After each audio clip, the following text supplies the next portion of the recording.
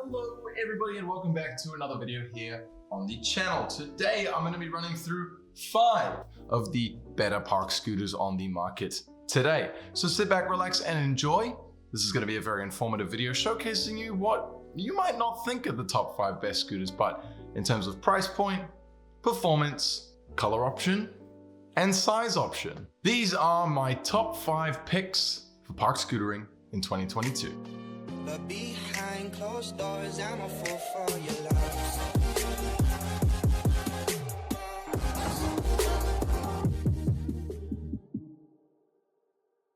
Coming in at number 5, this is the Lucky Crew 2022. Now this scooter truly holds up for beginner and even intermediate riders. The Crew has been fully redesigned from its predecessor and is now lighter, stronger, and more responsive. The Lucky Crew comes with a slick V-bend alloy bar, reducing its weight and making it easier to learn tricks as a beginner. Those handlebars are home to Lucky's reasonably durable TPR hand grips, and the compression in use is called IHC, aka Internal Hidden Compression, or Mini HIC. It's really important to note that some scooters don't fit aftermarket parts, meaning if you break your wheels or your fork or your clamp, you can't swap them out. The chromoly fork, which is this piece here, is the only real letdown for me personally on this scooter. Although it's good having a steel fork over alloy for a beginner scooter, the chances of bending the prongs on your fork are slightly higher. 1 or 2 too many bri flips will permanently damage your fork. Steel can be easy to beat back into place for a few more rides, but in the long term you'll certainly need to replace this. The wheels on this scooter are generic 110 by 24 mil, and they have a lightweight, curved spoke design, which I'll admit do look unique but aren't exactly visually striking. These will do for the time being, but if it was me, I'd be looking at getting some grit 6-spoke wheels for 60 bucks, or even stepping up to some bright green Lotus wheels at 95 for some added bling. The clamp and axle hardware aren't so bad. The clamp bolts do house 6mm Allen key heads, so that's good. However, the wheel axles are still 5mm head male to female, and these always end up being problematic. There are so many different Allen key sets out there, whether it's metric and of course the imperial system. Using the wrong kind of tool for your region's axles can cause permanent damage, like rounding the bolt heads. In any event, this issue is extremely time consuming and painful to fix. Some methods involve drilling out the heads of the bolts and or cutting them with an angle grinder.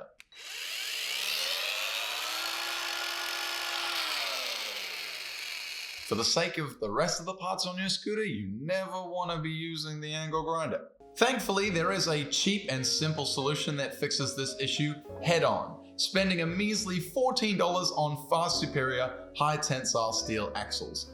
You guys can add these to cart at any time. I'd recommend high tensile steel bolts to anyone purchasing a scooter. That is one of the best features that a scooter can come with. I would happily pay $200 to $250 for this scooter, but everybody's in luck because this scooter only costs $175 bucks.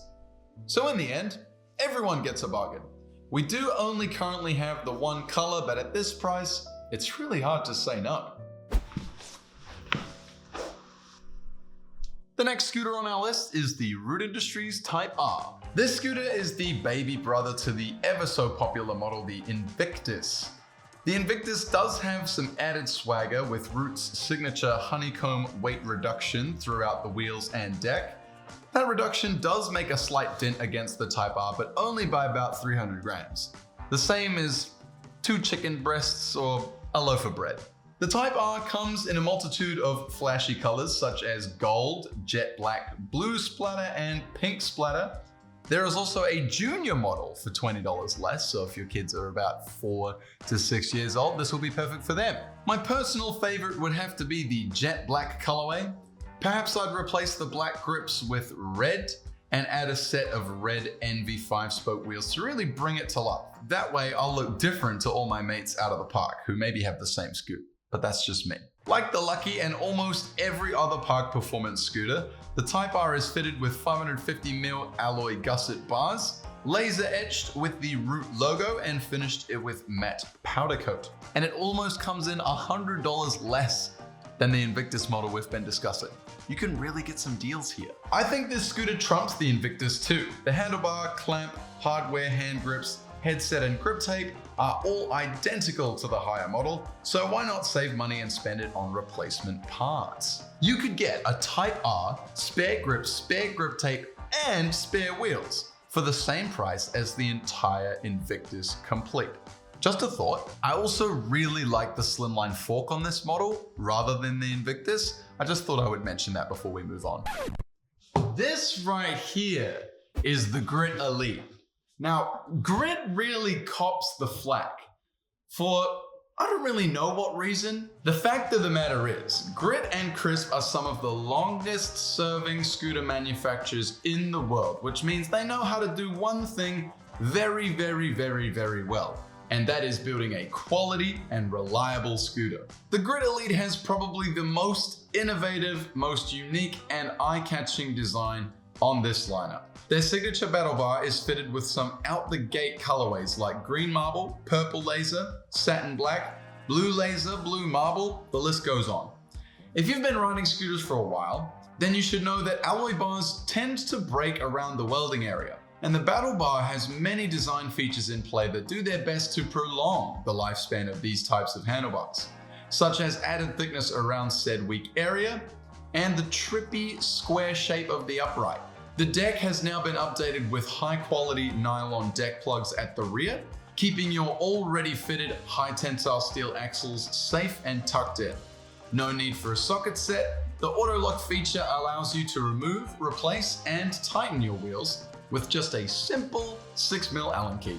Again, this is one of those scooters with the steel fork you'd love to replace right away, and that's okay, but the rest of it is a dream come true for any park scooter rider out there. This thing can take a beating, and it's also one of the only complete scooters with a more universal bar size. At 585mm, it's plenty high to be custom fitted to almost any age demographic and body type.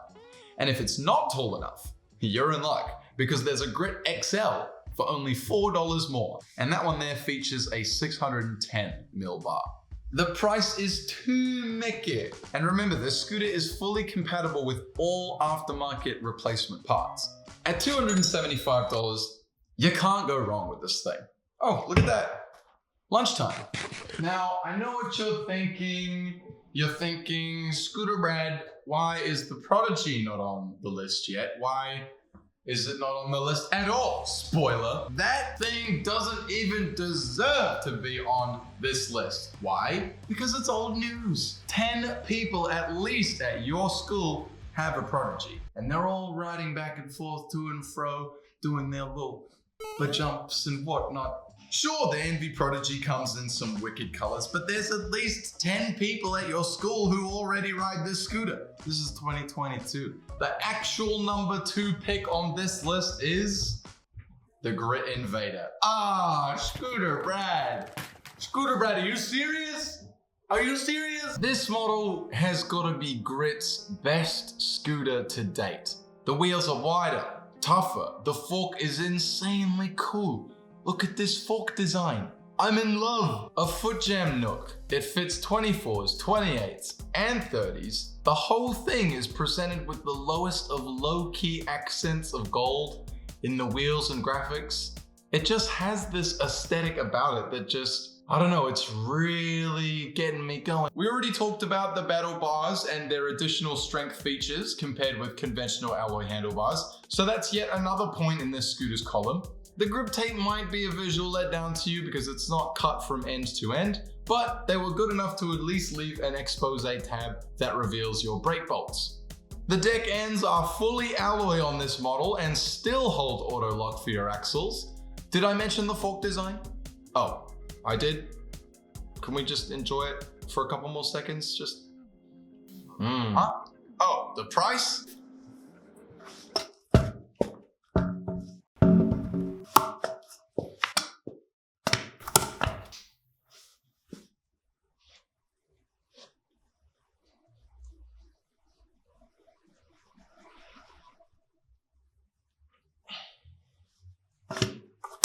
This one comes in at $329, and sure, Yes, you could go shopping for one of the many colorful MGP completes, but despite all that color diversity, you will still run into the problem of not being able to swap out parts. Their scooter costs much more to fix than a normal conventional universal scooter does. Work smarter, not harder.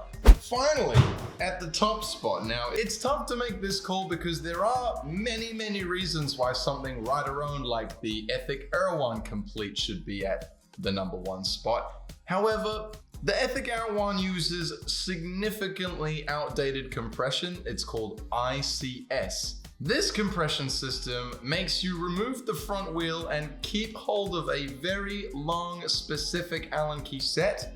It's a 6mm head that comes only with the Erewhon Complete, so if you lose it, you are then left with a scooter that's basically uncompressed. It is for this reason that my top pick is the Striker Luxe Series Complete. These completes are fairly recent, and boy, do they have a fresh look. The deck is a similar shape to the ever so popular Apex deck, only it's lighter and therefore is more responsive to tricks like rewinds and overheads. Striker is based in Denmark, so a lot of the price point sits in the fact that they have crazy high income tax and export tax. Regardless, I believe it's still very much worth the $389 that you'll pay here at Scooter Pro. Not because the wheels are aerodynamically extruded, not because the bar gussets look awesome, not because the foot fender is also aerodynamic, and not because the fork and clamp look like expensive aftermarket parts. This whip clawed its way to the top spot because of the overall vibe. Despite its lack of popularity, as a part complete, you cannot, in my opinion, find something more balanced and more responsive than the Striker Luxe series. This thing just goes and goes hard. There is a more expensive model of the Striker Complete available, but I personally look at the head tubes that look like this and my brain just screams, weak point, weak point, weak point. It is for this reason that I've selected the Luxe Series Complete. In conclusion, I want to remind you all that buying a visually cool scooter sometimes can be a big mistake. Going for something universal and having done your research is always going to pay off better in the long run. Keep an eye out for scooters that hold high tensile steel axles out of the box. Every scooter rider's dream is to someday build and ride their dream custom scooter. So avoid those bogus completes and stick to those that are more universal. To learn more about scooters, manufacturing, and how they are ridden, make sure you hit that subscribe button. It's totally free and you can undo it at any time later on. If you're new to the channel, welcome. If you think you know of a better scooter, you can leave your own reviews, thoughts, and opinions down in the comments below. I look forward to reading them all. That's it from me, Finna SB. I am signing out. Peace out. Have an amazing day.